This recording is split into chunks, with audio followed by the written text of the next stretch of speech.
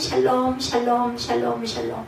하나님 사랑합니다. 여러분 주 안에서 사랑합니다. 오늘 고린도후서 10장 말씀이죠. 1절에서 6절.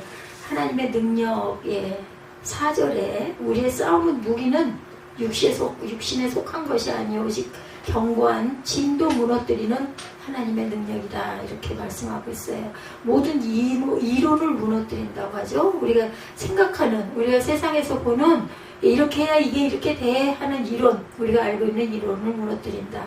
5절에 하나님 아는 것을 대적하여 높아진 것을 다 무너뜨리고 모든 생각을 사로잡아 그리스도에게 복종하게 한다고 하셨어요. 그렇죠? 6절에 너희의 복종이 온전하게 될 때 모든 복종하지 않은 것을 벌하려고 준비하는 중에 있노라 말씀합니다. 부정에서는 구제연금에 대해서 강조했었어요. 그죠? 지난주에. 바울은 10장에서 사도로서의 자신의 합법성을 주장하고 있습니다. 그는 고린도 교회에 침투한 거짓 사도들이 자신의 사도권을 침해한 것에 대해서 신랄하게 비판하고 있어요. 10장 말씀이 좀 길어요. 33절까지 있습니다. 오늘 1절에서 6절이지만 전체적인 건 보고 가야죠.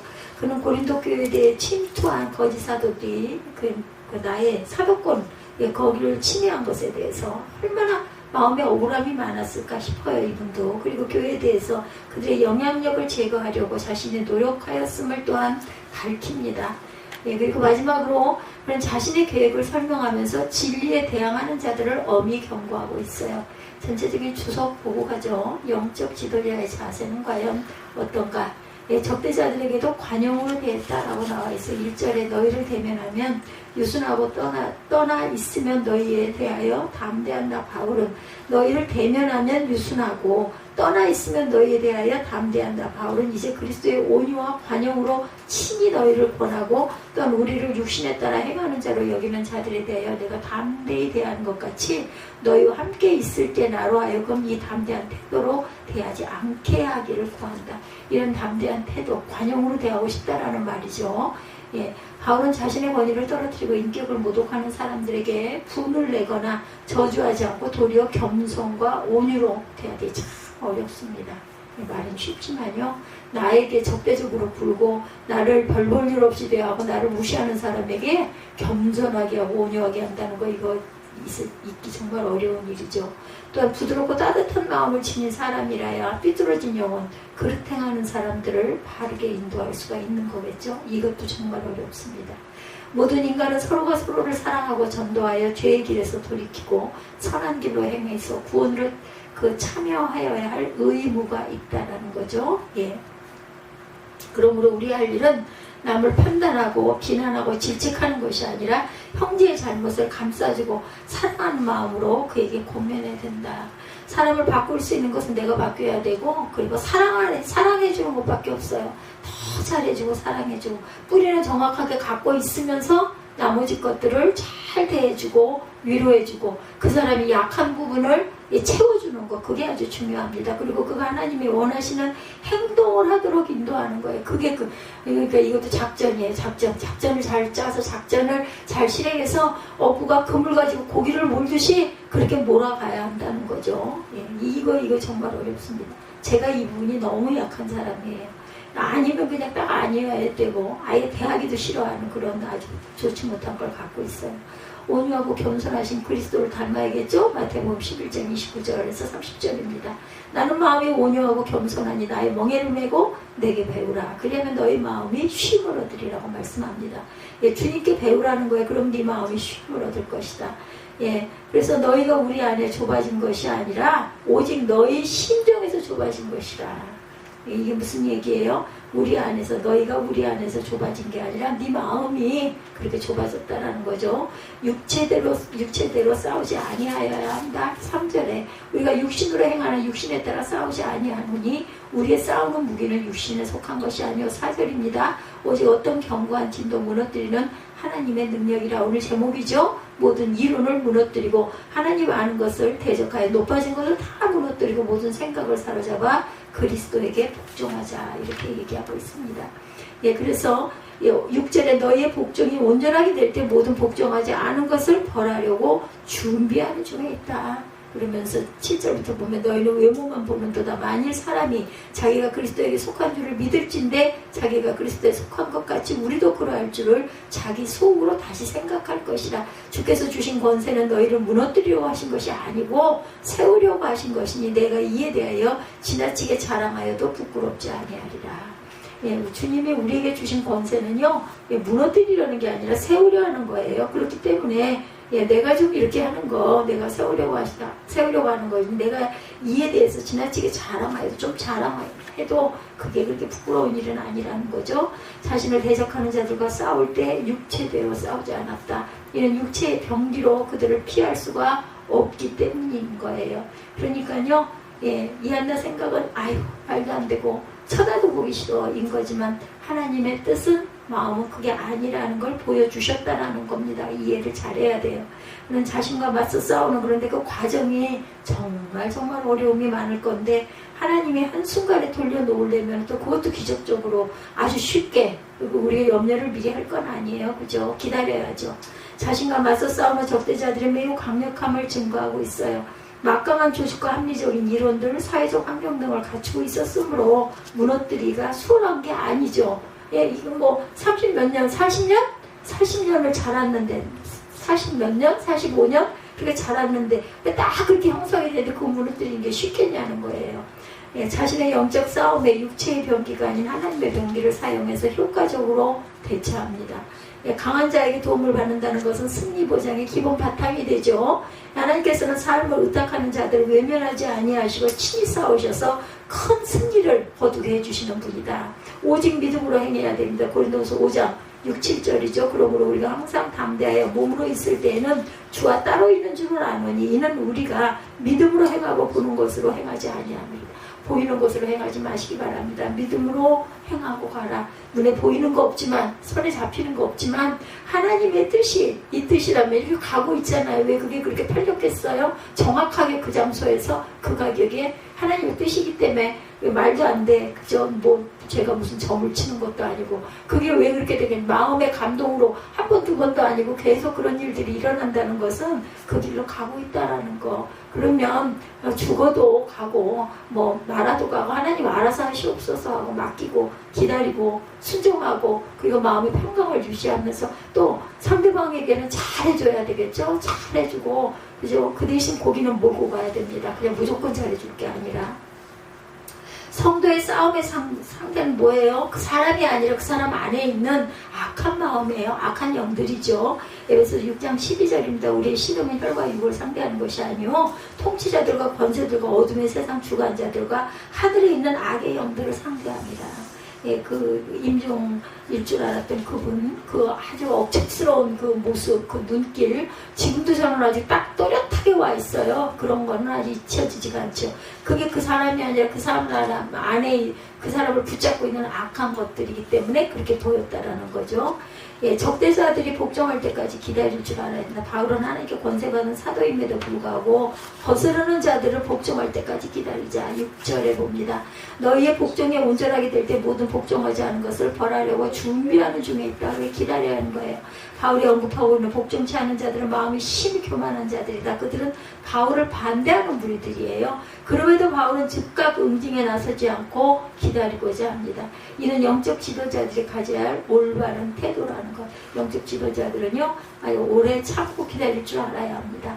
바울은 모든 것을 정하신 뜻에 따라 이루시는 하나님을 우리에게 보여주고 있어요. 그러므로 우리는 온전한 기다림 속에 미쁘신 하나님을 바라보고 신뢰해야 되겠다. 이스라엘의 대적에 대해서 신명기 33장 29절에 이스라엘이여 너는 행복한 사람이로다. 야훼의 구원을 너같이 얻은 백성이 누구냐.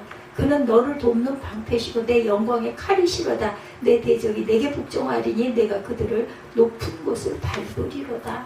말씀하고 있습니다. 그리고 원수에 대해서 시편 66편 3절에 하나님께 아뢰기를 주의 일이 어찌 그리 엄묘하신지요. 주의 큰 권능으로 말미암아 주의 원수가 주께 복종할 것이며 온 땅이 주께 경배하고 주를 노래하며 주의 이름을 노래하리이다 할지어다.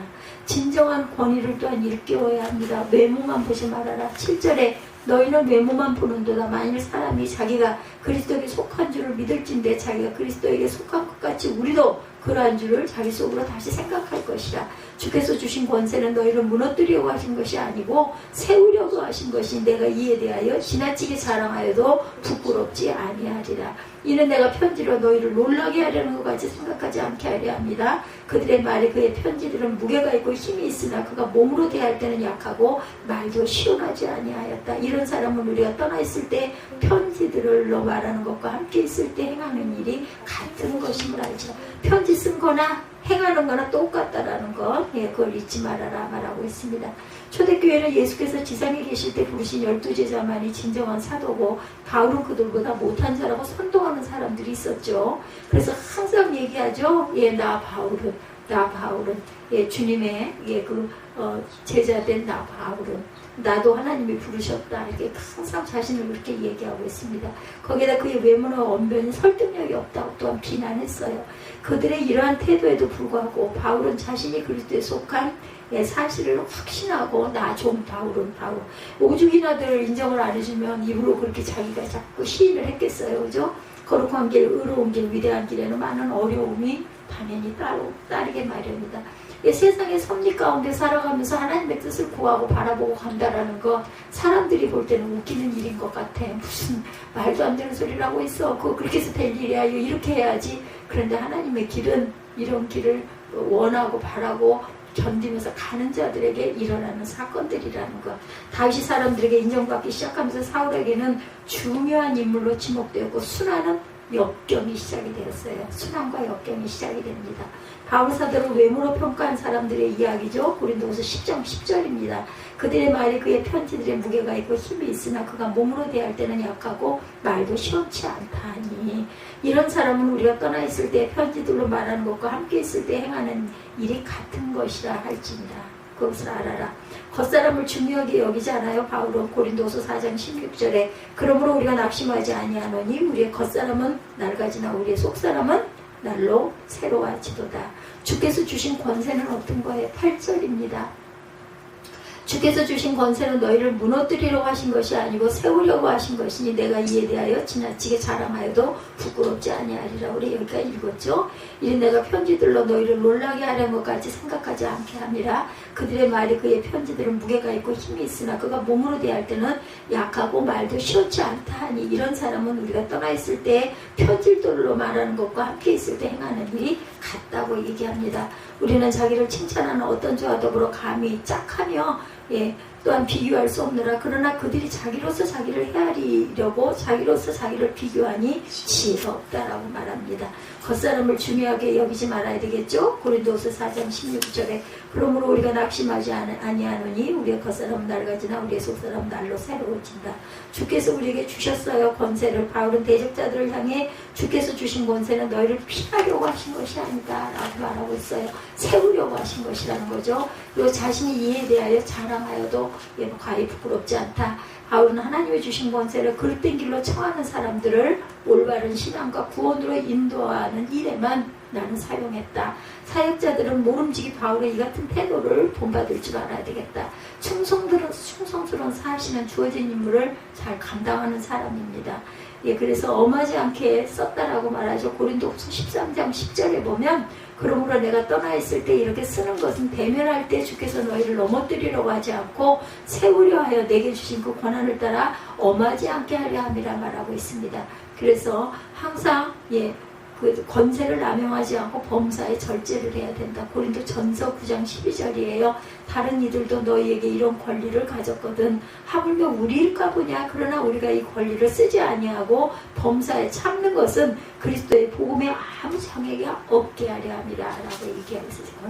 권세를 이렇게 남용하지 않고 참고 있는 것은 장애가 없게 하려 합니다. 그래서 말과 편지가 동일한 사람이다. 11절에 그랬죠. 이런 사람 우리가 떠나 있을 때 편지들로 말하는 것과 함께 있을 때 행하는 일이 같은 것임을 알지라. 우리는 자기를 칭찬하는 어떤 자와 더불어 감히 짝하며 비교할 수 없노라. 그러나 그들이 자기로서 자기를 헤아리고 자기로서 자기를 비교하니 지혜가 없다. 그러나 우리는 분수 이상의 자랑을 하지 않고 오직 하나님이 우리에게 나누어 주신 그 범위와 한계를 따라 하노니 곧 너에게까지 준 것이라. 우리가 너에게 미치지 못할 자로 스스로 지나쳐 나아간 것이 아니요 그리스도의 복음으로 너에게까지 이른 것이라.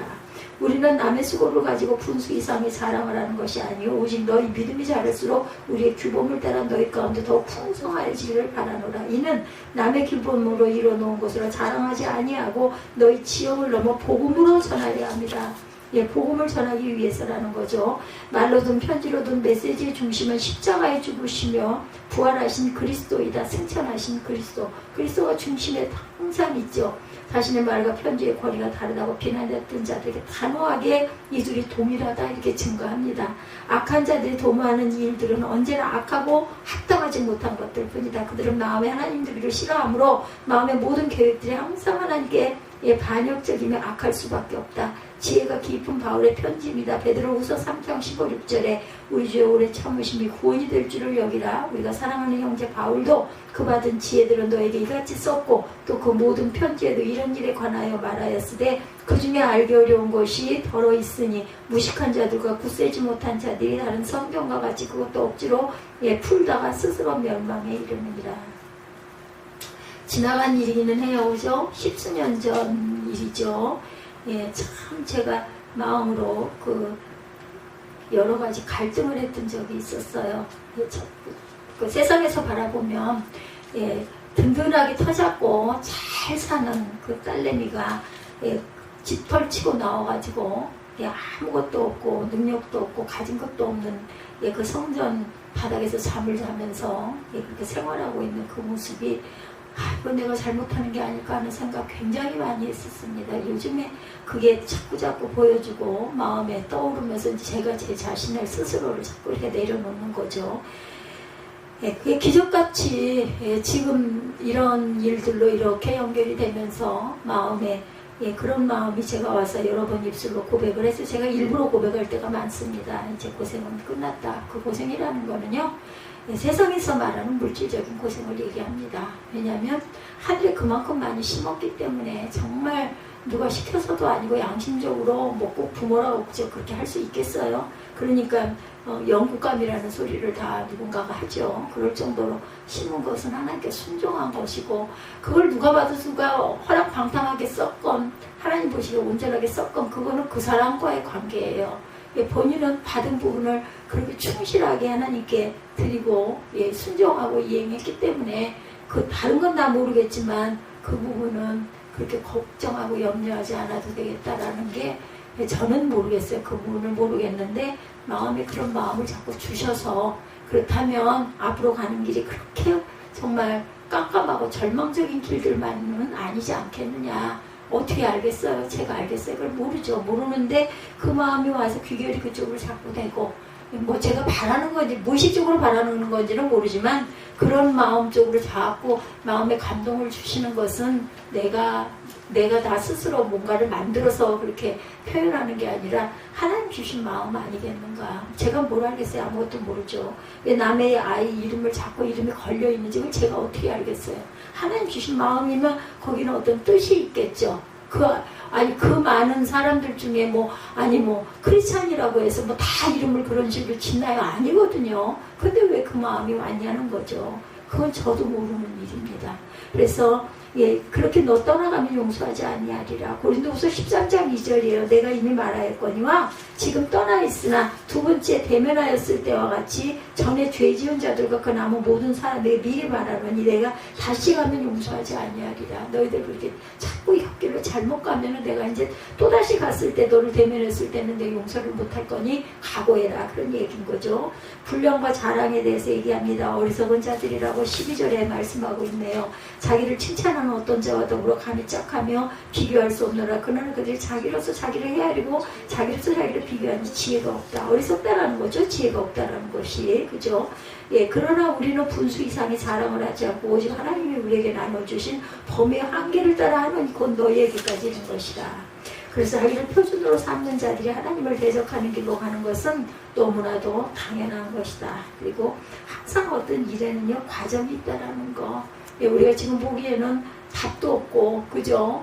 정답도 없어요. 없는데 정말 믿음으로 가고 있어. 그러다 보면은 얼마나 많은 갈등과 이게 내가 정말 잘하고 있는 거야? 이거 맞아? 이런 생각이 오죽이나 많이 들겠어요.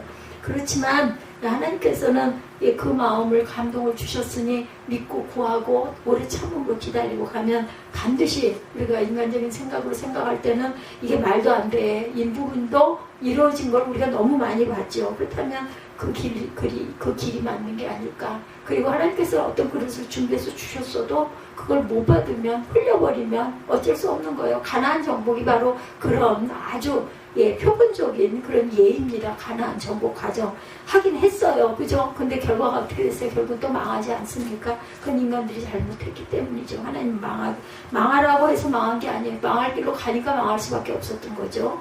인간은 모두 하나님을 자신의 삶의 표준으로 삼아야 그분이 원하시는 삶을 살아갈 수가 있다. 누구든지 자기가 하고 있는 일들에 대해서 인정을 받는다는 것 복된 일이죠. 주의 이름으로 선지자 노릇하고 주의 이름으로 귀신을 쫓아내며 많은 권능을 행한다 할지라도 그 모든 수고에 대해서 주님으로부터 인정을 받지 못하면 그 인생은 실패한 인생이다. 스스로 지혜롭게 여기는 자는 미련하다고 말합니다. 잠언 26장 12절입니다. 내가 스스로 지혜롭게 여기는 자를 보느냐 그보다 미련한 자에게 오히려 희망이 있느니라. 자기 자신을 지혜롭게 여기는 자는 차라리 미련한 자에게 오히려 희망이 있다는 거예요. 성도는 주께 칭찬을 받아야 한다. 고린도서 오늘 본문이네요. 10장 18절 옳다 인정함을 받는 자는 자기를 칭찬한 자가 아니요 오직 주께서 칭찬하시는 자입니다. 18절 뒤에 나오죠. 자랑하는 자는 주 안에서 자랑할지나 옳다 인정함을 받는 자는 자기를 칭찬하는 자가 아니요 오직 주께서 칭찬하는 자입니다. 이렇게 해서 10장 18절까지 제가 한 장을 건너뛰었네요. 11장 13절이네요. 18절까지가 마지막입니다. 그래서 항상 우리는 분량의 한계를 따라서 행했다라고 13절에 고백했던 바울의 자세를 잘 알아야 합니다.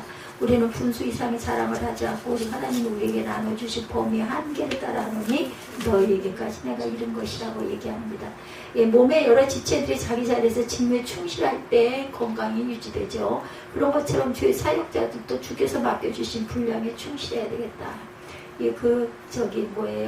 시흥에 있는 실장이 혈압이 높아가지고 혈압약을 먹어도 혈압이 안 내려간다고 걱정을 자기 친구하고 열심히 하더라고요. 조 실장이죠.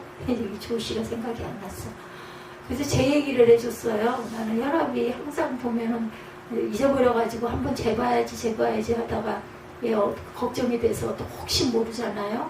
그래서 재보면은 항상 70에 90 정도, 70에 100 정도 이렇게 된다 그랬더니 깜짝 놀라더라고요. 약을 안 드시는데도 혈압이 그러냐 그래서 예전에 약을 먹었는데 지금은 약을 계속 먹다 보니까 막 어지러워져서 먹던 혈압약을 끊었더니 끊고 나서 몇 년이 지났는데 지금은 혈압이 항상 70에 100, 70에 90, 80에 110 그냥 이 정도라고 그랬더니 세상에 얼마나 좋냐고. 혈압은 평생을 간다고 하는데 저도 그렇게 얘기를 들었거든요. 그래서 가장 중요한 거는 마음의 평강 그리고 규칙적인 운동, 마음에 스트레스가 없는 거 그게 가장 중요한 것이라고 거라고 얘기를 해줬더니 본인도 맞다고 얘기하더라고요. 그러면서 다음 달 정도로 자기는 정리하고 공부를 좀 하고 싶다 이제 이런 얘기를 하는 게 아마 곧 그만둘 것 같아요. 바울은 무슨 일을 하든지 지혜롭게 행함으로 사람들로부터 합당한 여김을 받았다. 주께서 무슨 일을 맡기든지 지혜롭게 행하는 성도가 합당히 여김을 받고 칭찬과 상급을 누리게 된다. 요걸 요렇게 하면 나한테 유익이 될까 안 될까 이런 걸 따질 일이 아니라 하나님께서 무슨 일을 맡기든지 지혜롭게 최선을 다해서 마음과 그 성을 다해서 열심히 할 때 하나님께서 상급을 누리게 된다라는 것. 그 미련한 방법인 것 같은 그 방법이 오히려 하나님께는 인정받는 길이다. 세상적인 방법이 아닌 길을 가야 합니다. 그래야 그게 답이에요. 받은 것을 전했다고 고린도전서 15장 2, 3절에 너희가 만일 내가 전한 그 말을 굳게 지키고 헛되이 믿지 아니하였으면 그로 말미암아 구원을 받으리라. 내가 받은 것을 먼저 너에게 전하였느니 이는 성령대로 그리스도께서 우리 죄를 위하여 죽으시고 장세 지낸 바 되셨다가 성령대로 사흘 만에 다시 살아나사 공의의 하나님은 자신의 아들까지도 희생을 시켰어요. 그죠? 아니 하나님이니까 그 정도는 그냥 눈 감아주고 아들은 살려놓고 너희 믿는 자에게 구원을 줄게 이랬으면 얼마나 좋겠어요. 근데 결국 죽기까지 내버려 두셨잖아요. 그리고 나서 다시 살리시기는 했죠. 이렇게 해야 된다라는 거예요. 우리 그 새벽 예배드리고 있는 사무엘하 말씀 속에도 다윗이 자신이 죄를 짓고 나니까 자기 아들들의 그런 그 좋지 못한 것들을 온전하게 판단을 해서 상벌을 제대로 주지 않았기 때문에 그 나라에 칼이 떠나지 않고 그저 아들이 아버지를 배반하고 반역하고 내쫓고 도망가고 결국은 죽잖아요. 머리 그 나무 그 아름다운 머리가 나무까지 걸려가지고 그 아름답다라고 자랑하던 것으로 인하여 결국은 죽게 된다라는 거. 그거 알았겠어요? 본인? 모르죠. 그래서 하나님의 방법대로 우리는 살아가야 된다. 분량대로 이렇게 생각해야 할 성도들의 로마서 12장 3절입니다.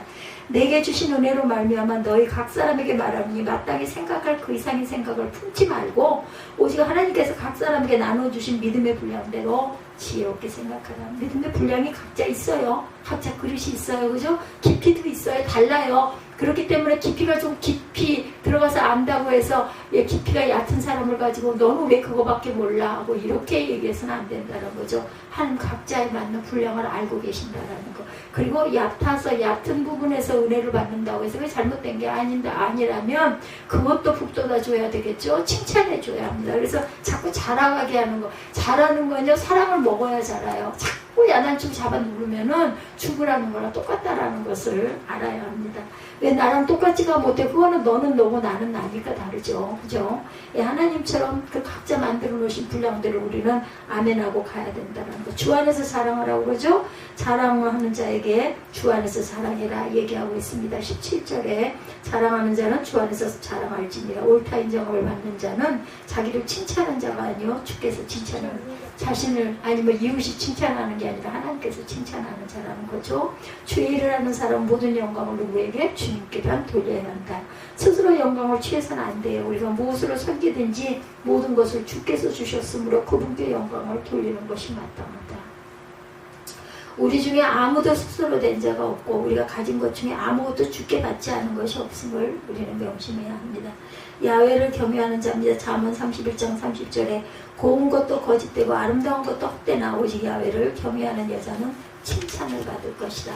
하나님 앞에 겸손해야 높아진다. 베드로전서 5장 6절이죠. 그러므로 하나님의 능하신 손 하나에 겸손하라. 때가 되면 너희를 높이시리라. 우리가 늘 겸손해야 돼요. 하나님이 높여주시면 되죠.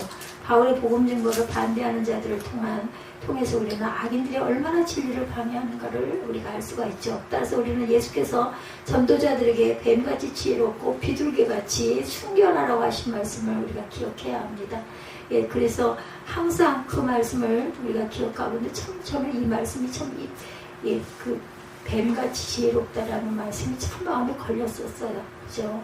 여기서 고린도 후서 10장부터 바울은 고린도 교회에서 자기를 겨냥한 여러 가지 비난의 응대를 하고 있어요. 그를 비난한 자들은 본래 고린도 교회에 있던 사람들이 아니고 중간에 들어온 자들인데 그들 때문에 바울과 고린도 교회의 관계가 참 보면은 이런 세력들이 꼭 있죠. 중간에 끼어들어가지고 나빠지게 되게 하려고 하는 사단의 그 무리들입니다. 그들은 기독교인이 된 유대인들로서 바울의 권위에 도전하며 사도들로 자처하는 선교사들이었습니다. 고린도 교회에서의 바울에 대한 비난은 주로 그의 외모에 관한 것들이에요. 뭐 어쩌라고 생긴 게 그렇게 생겼는데 지난번에 조용남 그분 나와가지고 이제 연세가 75세 46년생이더라고요. 그분 뭐라 그러냐면 우리 엄마가 나를 나가고 깔고 앉았나 봐. 그러니까 그 옆에 있는 분이 그러세요. 세상 천지 누가 엄마가 자기 자식을 깔고 앉아가지고 이렇게 만드는 사람이 어디가 있겠느냐고 그러면서 한술 더 떠요. 저 사람 용모에서 저 안경이 만약에 없다고 생각을 해보라. 어떻게 생겼을 것 같냐고. 제가 기억이 나요. 어린 날 어떤 영화를 봤는데 정말 못생긴 남자. 와, 어떻게 저렇게 생길 수가 있어? 왜 저런 사람이 어떻게 영화에 나왔냐? 아, 그 사람이 조용남이더라고요. 보니까 그 영화도 했어요. 영화도 찍었어요. 그분이. 근데 그렇게 또 그러면서 뭐냐면 정말 하나님 공평하신 분이라고 그렇게 그림을 잘 그린다면서요. 어린 날부터 항상 캔버스 이렇게 물감포 들고 다녔대요. 해변가 같은데 이런 물가 같은데 가면 그렇게 그림을 잘 그렸노라고. 근데 그림은 그림 그렸으면 당장 밥이 안 되니까 노래를 잘한다고 그래가지고 미국 무대 그 알바를 하러 가봤더니 정말 돈을 많이 주더래잖아요. 그래서 이렇게 해야 내가 공부를 하겠구나 하고는 서울로 집안이 너무 어려워가지고 서울로 친척네 집에 맡긴 거예요. 거기 가서 어떻게든 공부를 좀 해봐라. 중학교 가까스로 졸업을 하고 고등학교 올라와서 그때부터 알바를 시작을 하게 된 거고, 그러면서 그 8군 부대에서 뜬 게 그 딜라일라, 그 삼성과 데릴라의 내용이더라고요. 보니까는 그걸로 그냥 이력 스타가 됐다라는 거죠. 그래서 자기 동생은 정말 내가 어떻게든지 공부 뒷받침을 할 거야 그래가지고 독일로 유학하게 하는데, 군대 가가지고 군 생활하고 있는 사이에 나중에 나와보니까 엄마한테 사들였던 아파트를 올라다 팔아가지고 조영수 동생 갖다 독일 유학을 시키는 돈으로 다 그걸 갖다가 줘버렸대잖아요. 그래가지고 어디 가서 조그만 방앗간에서 웅크리고 있어서 우리 엄마는 나는 하나도 생각 안 하고 동생만 그렇게 사랑한다 그런 얘기를 가끔 그 쇼에 나와가지고 그 동생하고 그 듀엣으로 그 가곡 같은 거 뭐 하는 거 보면 오라토리오 같은 거 하는 목소리가 정말 많이 담고 얼마나 자랑스러워요. 부산대학교 20년이 넘었다 그러더라고요. 교수로 다 자랑을 하는 거죠. 그게 내 동생은 나와 같이 깨꾸락지 잡고 맨날 농가밭을 다녔고, 우리 그 어머니 권사님은 맨날 새벽부터 교회 나가가지고 기도하고 계시고, 아버지 누구는 새벽부터 술집에 가가지고 술 타령하고 앉아 계시고, 나와 내 동생은 논으로 밭으로 다니면서 깨꾸락지 뱀 잡아서 먹고 메뚜기 구워 먹고 하루하루를 그렇게 살았는데, 그렇게 노래 가사를 붙여서 지어가지고 부르는 걸 보면서 참 하나님의 놀라운 작품들, 그런데 그게 다 좋을 수는 없어요. 용어가 그렇게 생겼는데 또 그러한 재능을 또 하나님이 주셨잖아요. 그렇게 자신이 만든 곡이 그렇게 히트곡이 없는 사람도 조용록 같은 사람도 없다는 거죠. 그래서 그들의 말이, 그 편지들은 무게가 있고 힘이 있지만 몸으로 대할 때는 약하고 말도 시원찮은 그런 사람이다. 고린도서 후서 10장 10절이죠. 사람이 흑암과 사망의 그늘에 앉고 공고하고 공고하던 쇠사슬에 매임은 바울의 대적자들은 특히 고린도 교회 교인들을 충동하여 바울에게 그 사도임을 증명해 보이라고 요구를 합니다. 그들이 요구하는 사도로서의 증거는 기적, 하나님으로부터 받은 계시 같은 거 너 한번 해봐 인 거죠. 예수님한테도 그랬잖아요. 뛰어내려봐. 그럼 내가 인정할게. 여기 있는 사람 싹 쓸어버리고 십자가에서 너 스스로 내려와. 이런 얘기 얼마나 많이 했어요. 그죠? 바울은 그들을 사악한 자들로 보았고 고린도 교회에 더 이상의 악영향을 끼치는 것을 차단해야겠다라고 판단합니다. 오늘 본문은 이러한 도전들에 대한 바울의 대응의 첫 부분을 보여주고 있는 거예요. 그의 대응은 자기 자신의 명성을 지키기 위한 것이라기보다는 고린도 교회를 어리석은 자들과 거짓 복음으로부터 지키기 위한 것이었다. 1, 2절에 너희를 대면하면 유순하고 떠나 있으면 너희에 대하여 담대한다. 바울은 이렇게 얘기하죠. 이제 그리스도의 온유와 관용으로 친히 너희를 권하고 또한 우리를 육신에 따라 행하는 자로 여기는 자들에 대하여 내가 담대히 대하는 것 같이 너희와 함께 있을 때 나로 하여금 이 담대한 태도로 대하지 않게 하기를 구하노라. 내가 나중에 거기 갔을 때 이런 일이 없기를 원한다라는 얘기예요. 여기서 그 고린도 교회의 성도들, 신자들이죠. 뭐 성도라고 할 수는 없습니다. 그 믿는 자들, 믿는 자라고 자처하는 그들, 그리스도의 온유와 관용으로 대하기를 원한다는 기본적인 바램, 나는 이렇게 하기를 원한다 밝히고 있죠. 그리고 자기를 육신에 따라 행하는 자로 여기는 자들에 대하여는 담대히 대하겠다, 꺼리낌 없이 질타하겠다라고 단호함을 보입니다. 그러니 고린도 교회 교인들이 그를 비방하고 대적하는 자들에게 현혹되어서 그들과 함께 자신으로부터의 질타의 대상이 되지 않기를 바란다라는 경고를 함께하고 있는 것. 너희와 함께 있을 때 나로 하여금 이 담대한 태도로 대하지 않게 하기를 구하노라 한 것이죠. 우리는 2절에서 이미 바울은 던져진 한 가지 비방을 발견합니다. 그것은 바울의 육신에 따라 행하는 자라는 거예요. 육신에 따라 행한다는 것은 이 세상의 기준에 의해 산다는 뜻이라고 할 수가 있겠죠. 세상적 동기에서 행동하는 경사로워 일관성이 없고 그래서 신뢰할 수 없는 자라는 비판과 상관 있는 말을 하고 있어요. 육신에 따라 행한다는 것은 그리스도에 속하지 않았다는 뜻으로 해석이 되죠. 오늘 바로 다음 절 7절에 예, 너희는 외모만 보는도다. 만일 사람이 자기가 그리스도에 속한 줄을 믿을진데 자기가 그리스도에 속한 것 같이 우리도 그러할 줄을 자기 속으로 다시 생각할 것이다. 네가 그렇게 생각하니까 나도 그리려고 생각하냐? 이런 얘기인 거죠. 이렇게 자기가 그리스도에 속했음을 믿어줄 것을 강하게 요구한 것은 육신에 따라 행한다는 비난을 바울 자신이 그리스도에 속하지 않았다는 비난으로 인식하고 있었기 때문이라는 거죠. 육신에 따라 행하는 자라는 비난에 바울의 문수는 곧바로 3절에서 5절로 연결이 됩니다. 3절에서 그는 먼저 우리가 육신으로 행하는 육신에 따라 싸우지 아니하노니 바울은 자기가 육신으로 행한다는 사실을 인정을 해요. 그러나 그것은 그를 비방하는 자들이 말하는 것 같은 뜻으로의 육신으로 행한다고 인정한 것이 아니라는 거죠. 잘못된 인간의 기준을 따라 산다는 뜻이 아니라 모든 사람이 예외 없이 갖는 육신적 한계 안에서 인간의 삶을 살고 있다는 뜻으로 이해를 해야 된다.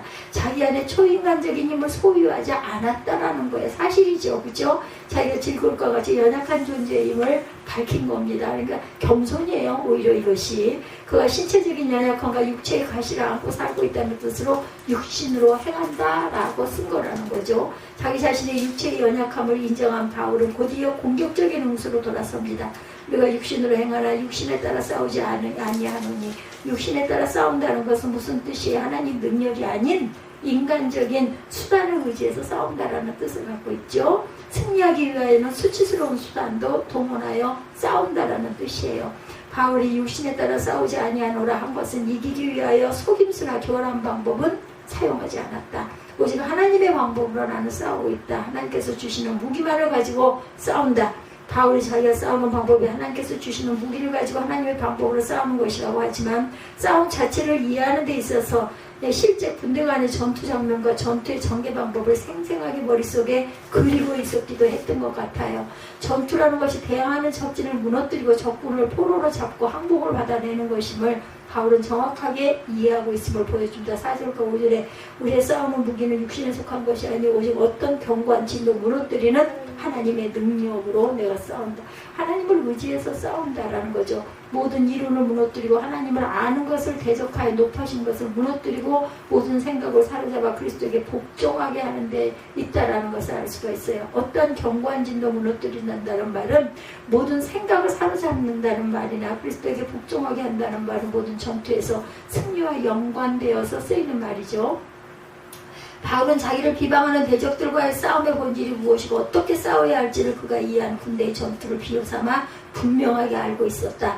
그를 대적하는 어떤 적들도 무너뜨릴 수 있고 그가 전하는 복음을 대적하는 어떤 세상의 사상도 정복할 수가 있고 모든 것은 예수 그리스도에게 복종하지 않을 수 없다는 확신에 차 있어요. 자신이 만만하다라는 거예요. 내가 그리스도로 인한 모든 것들은 나는 자신 있다라는 거. 너희들 올려면 와봐라 이런 얘기죠. 근데 전투는 맨손으로 하는 게 아니죠. 무기가 있어야 합니다. 적보다 우수한 무기를 가져야 승리할 가능성이 높은 것처럼 바울은 어떠한 견고한 진도 무너뜨리고 모든 생각을 사로잡아 그리스도에게 복종하게 할 수 있는 무기라고 확신한 것이 과연 무엇이겠는가. 4절이죠. 우리의 싸움은 무기는 육신에 속한 것이 아니었던 견고한 진도 무너뜨리는 하나님의 능력으로 하나님의 말씀으로 하나님이 주시는 영으로 싸우는 것이다.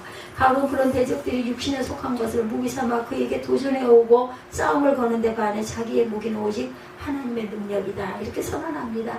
바울의 대적들이 사용하는 육신에 속한 무기는 어떤 거예요? 예를 들면 수사학이나 운본술 같은 것들이겠죠. 그들은 현란한 화술로 사람들을 현혹시키고 그것을 통해 사람들로부터 돈을 벌곤 합니다.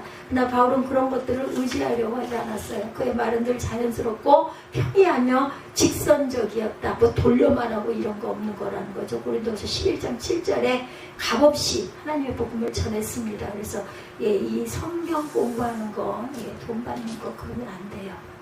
그거 성경 공부 하나님께서 주신 영으로 성경 읽고 증거하고 전하는 건데 그런 건 있을 수 있죠. 시간이 몇 시간 걸리는데 어떤 곳을 빌려서 계속 사용하면 사용료 같은 거 내야 하고 식사해야 되고 또 여러 가지 그죠 비용 부대 비용이 드는 그런 거는 서로 전하는 사람이 힘이 없을 때 그건 서로 걷어서 할 수는 있지만 거기서 이익을 창출해서는 안 된다는 거죠. 바울이 우리의 싸우는 무기라고 한 것은 무엇을 가리켰겠는가? 다메섹으로 가는 길에서 만난 예수 그리스도의 은혜였을 것입니다. 예수 그리스도를 통해 자기를 구원하신 하나님의 은혜, 자기와 함께 하시고 지키시고 능력 주시는 성령의 역사, 그렇죠. 그거 뭐 내가 뭐 돈 드리고 받았어요? 아니잖아요. 그러면 증거할 자에게 증거해줘야 되고, 감동 주셨으면 감동 주신 거 나는 모르지만 하나님이랑 감동을 주셨는데, 그거는 지나고 오면, 그게 뭐 몇 년이 지나가든 몇 달이 지나가든 답이었으면은, 답이 왔을 때 나중에 보면 아 그게 맞네, 인거지는 내가 한 게 아니에요. 하나님이 주시는 능력을 저를 통해서 나타나는 거라는 거죠. 뭐 내가 대단하고 잘나서도 절대로 아닙니다.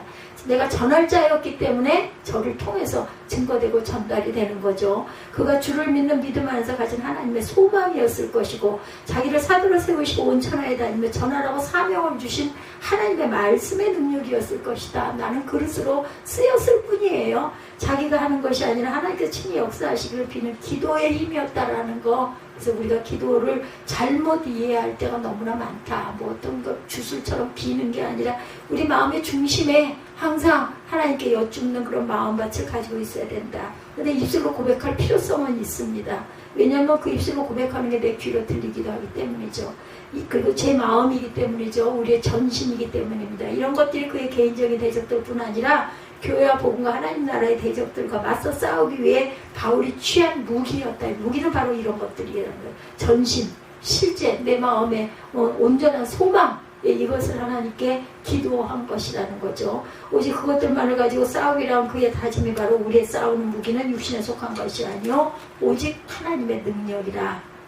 바울은 주의 복음을 위한 위대한 전사였어요. 뛰어난 전사이기도 했지만 또한 비장한 그 무장을 하고 가는 그런 전사였다. 그가 싸울 싸움을 위하여 갖춰야 할 무장이 어떤 것인지를 바로 알았어요.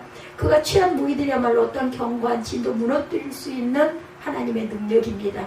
하나님을 아는 것에 대해서 대적하는 세상의 모든 이론을 무너뜨리고 모든 생각을 사로잡아서 그리스도에게 복종시킬 수 있는 유일한 무기, 그런 무기를 사용한 것은 하나님의 능력을 의지했기 때문에 그저 나는 입술, 보면은 구약에 많은 선지자들 그랬잖아요. 증거해라, 전해라, 넌 이렇게 해라 하고 아멘 그대로 한 거예요. 죽거나 살거나 뭐 톱질을 당해서 칼로 켜져서 죽어도 하라고 하신 거는 순종함으로 그대로 하죠. 하나님께서 친히 싸우시겠다고 하는 거, 그러기에 승리는 확실한 거죠. 세상에 누구도 무엇도 하나님 능력으로 싸우는 백성을 이길 수는 없어요. 하나님을 아는 일과 하나님을 아는 지식에 맞서서 그 앞에 스스로를 자랑하고 그보다 더 높게 스스로를 높이는 세상의 어떤 것이라 할지라도 하나님의 능력과의 싸움에서 이길 수는 없다. 바로 그 진리를 간파해서 외친 거예요. 우리의 싸우는 무기는 육신에 속한 것이 아니고 오직 어떤 견고한 진도 무너뜨리는 하나님의 능력이라. 그래서 오늘 제목이 하나님의 능력이죠. 모든 이론을 무너뜨리고 하나님 아는 것을 대적하여 높아진 것을 다 무너뜨리고 모든 생각을 사로잡아 그리스도에게 복종하게 하니 높아진 것이라 한 것은 바울을 대적하는 자들의 거짓 지혜와 교묘한 논리일 것, 그 높아진 것들, 이런 것들을 내가 무너뜨린다. 뭘로? 하나님의 능력으로. 거짓 지혜는 십자가의 지혜를 부인하는 모든 세상의 지혜를 가리킵니다. 그러나 바울은 그 어떤 지혜와 논리도 하나님의 지혜와 능력을 이길 수 없음을 고린도전서 1장 18절에서 2장 그 13절에 천명하고 한 바가 있어요. 이제 제가 이것을 발췌해서 기록했습니다. 고린도전서 1장 18절부터 2장 13절까지 우리 천천히 합독하기 좀 길기는 하지만 이게 바로 키포인트니까. 고린도전서 1장 18절입니다. 십자가의 도가 멸망하는 자들에게는 미련한 것이 구원을 받는 우리에게는 하나님의 능력이라. 기록된 바 내가 지혜 있는 자들의 지혜로 멸하고 총명한 자들 총명을 폐하라 하였으니 지혜 있는 자가 어디 있느냐, 선비가 어디 있느냐, 세대의 변론가가 어디 있느냐. 하나님께서 이 세상에 지혜를 미련하게 하신 것이 아니냐. 하나님의 지혜에 있어서는 세상에 자기 지혜가 하나님을 알지 못하므로 하나님께서 전도에 미련한 것으로 믿는 자들을 구원하시기를 기뻐하셨도다. 유대인은 표적을 구하고 헬라인은 지혜를 찾으나 우리는 십자가에 못 박힌 그리스도를 전하니 유대인에게는 거리끼는 것이요 이방인에게는 미련한 것이로되 오직 부르심을 받은 자들에게는 유대인이나 헬라인이나 그리스도는 하나님의 능력이요 하나님의 지혜니라. 하나님의 어리석음이 사람보다 지혜롭고 하나님의 약하심이 사람보다 강하니라. 형제들아 너희를 부르심을 보라. 육체를 따라 지혜로운 자가 많지 아니하며 능한 자가 많지 아니하며 문벌 좋은 자가 많지 아니하도다. 그러나 하나님께서 세상에 미련한 것들을 택하사 지혜 있는 자들을 부끄럽게 하려 하시려고 세상에 악한 것들을 택하사 강한 자를 부끄럽게 하려 하시며 하나님께서 세상에 천한 것들과 멸시받는 것들과 없는 것들을 택하사 있는 것들을 폐하려 하시나니 이는 아무 육체도 하나님 앞에서 자랑하지 못하게 하려 하십니다. 너희는 하나님으로부터 나서 그리스도 예수 안에 있고 예수는 하나님으로부터 나와서 우리에게 지혜와 의로움과 거룩함과 구원함이 되셨으니 기록된 바 자랑하는 자는 주 안에서 자랑하라 함과 같게 하려 합니다. 우리 자랑은 주 안에서 자랑하는 거라는 거. 2장 1절입니다. 형제들아 내가 너희에게 나아가 하나님의 증거를 전할 때 말과 지혜 아름다운 것으로 아니하였나니 내가 너희 중에서 예수 그리스도와 그가 십자가에 못 박히신 것 외에는 아무것도 알지 아니하기로 작정하였습니다. 내가 너희 가운데 거할 때 악하고 두려워하고 심히 떨었노라. 내 말과 내 전도함이 설득력 있는 지혜의 말로 하지 아니하고 다만 성령에 나타나신과 능력으로 하여서 너희 믿음에 사람이 지혜 있지 아니하고 다만 하나님의 능력이 있게 하려 하노라. 그러나 우리가 온전한 자들 중에서는 지혜를 말하노니 이는 이 세상의 지혜가 아니요 또 이 세상에서 없어질 통치자들의 지혜도 아니요 오직 은밀한 가운데 있는 하나님의 지혜를 말하는 것으로 곧 감추어졌던 것인데 하나님이 우리의 영광을 위하여 만세전에 미리 정하신 것이라.